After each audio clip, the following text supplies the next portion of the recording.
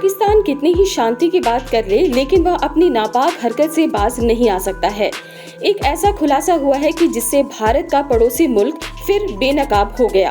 दरअसल जम्मू कश्मीर के राजौरी जिले में दबोचे गए पाकिस्तान के एक आतंकवादी ने पूछताछ में जो खुलासा किया है, उससे पाकिस्तान की पाक खुफिया एजेंसी यानी ISI की पोल खुल गई है।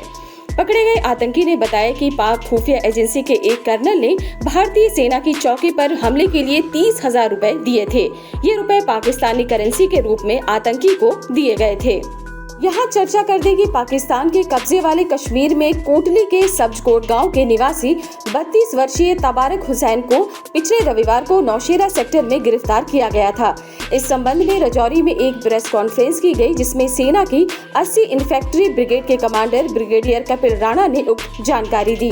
उन्होंने बताया कि हुसैन के साथ ही भारतीय सैनिकों द्वारा ललकारे जाने पर उसे छोड़कर वापस भाग गए थे।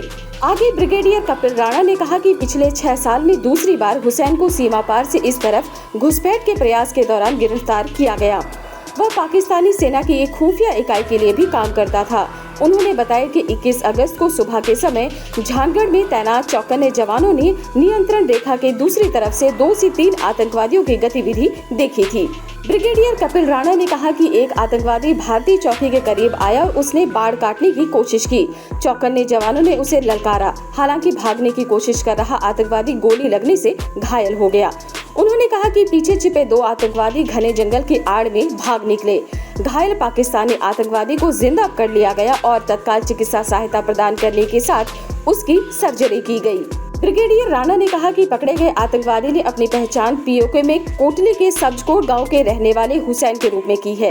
ज्यादा पूछताछ पर आतंकवादी ने भारतीय सेना की चौकी पर हमले की अपनी साजिश को कबूल किया। हुसैन ने खुलासा किया कि पाकिस्तान की खुफिया एजेंसी के कर्नल यूनुस चौधरी ने उसे भेजा था और 30,000 रुपए दिए थे। हुसैन ने लंबे समय से आतंकवाद से जुड़े होने की बात कबूल की है और बताया है कि पाकिस्तानी सेना के मेजर रज्जाक ने उसे प्रशिक्षण दिया है। आतंकी ने सेना के अस्पताल में पत्रकारों से बात की और कहा कि मुझे धोखा दिया गया और फिर भारतीय सेना ने मुझे पकड़ लिया। हुसैन ने बताया कि उसने 6 महीने का प्रशिक्षण प्राप्त किया और पाकिस्तानी सेना द्वारा लश्कर-ए-तैयबा और जैश-ए-मोहब्बत के सदस्यों के साथ संचालित कई आतंकवादी शिविरों में भी गया।